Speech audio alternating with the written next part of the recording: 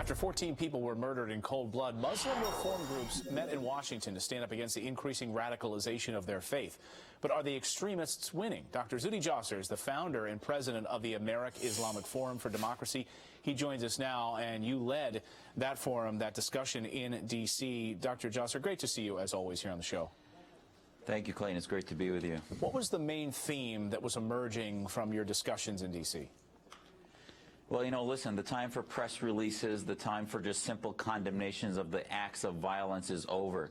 We came together and said, you know what, we're going to put together a declaration, and we met in a summit for 2 days, Wednesday and Thursday, and at the end of that summit, we took 2 pages, divided the issues into secular governance, human rights, and counterterrorism policy. And we said these are the 15 points that we think that Americans can use as a tool.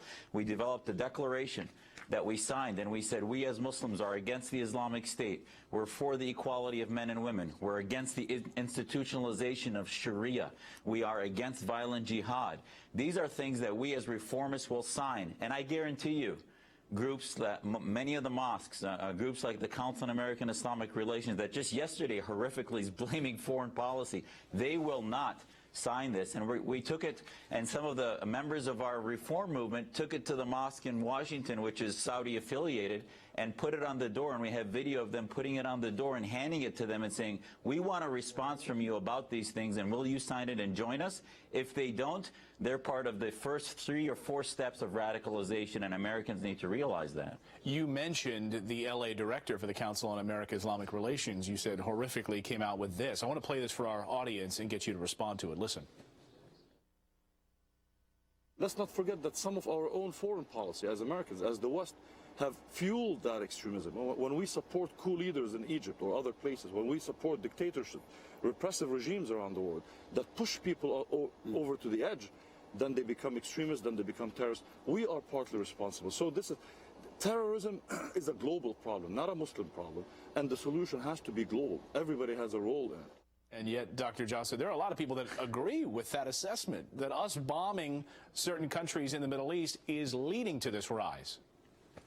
As America is having a conversation about counterterrorism, and we're talking about being at war, the enemy are Islamo-patriots that believe in the Islamic State. Muslims that stand against that idea are our allies. Those that apologize for it are our foes. That individual, the Council on American Islamic Relations, proves that it should register as a foreign agent as part of the Foreign Agency Registration Act because it is giving the narrative of ISIS. So if ISIS is 601 in classes, CARE is class 101, 201 as they get radicalized. And I would almost want America to stop using the term radicalization and talk about how operationalization. ISIS operationalizes Muslims at that last step.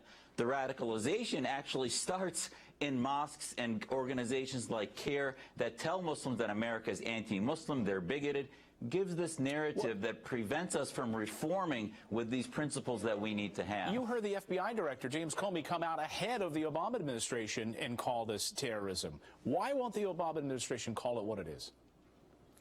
Because they're afraid, they're ignorant, and they know, and they're lazy. They don't want to deal with the deep problem of the battle within the House of Islam. They don't want to take sides. It's just too complicated for them. They want it to be tidy. It doesn't fit into their partisan narrative. They don't want to unify America. They want to divide us. And the only way to unify us is to say, you know what? Muslims are going through that same time in history that America did in the 18th century when it fought against theocracy. And unfortunately, they're too lazy and don't want to deal with the real issues globally, so they wanted to make it tidy and just say, oh, it's not an Islam problem, let's move on, it's all about the right, etc. And it's really causing us to lose this war against a global enemy that's growing before our very eyes. Dr. Jasser, always great to see you here on the show. Thanks so much, Doc. Thanks, Clayton.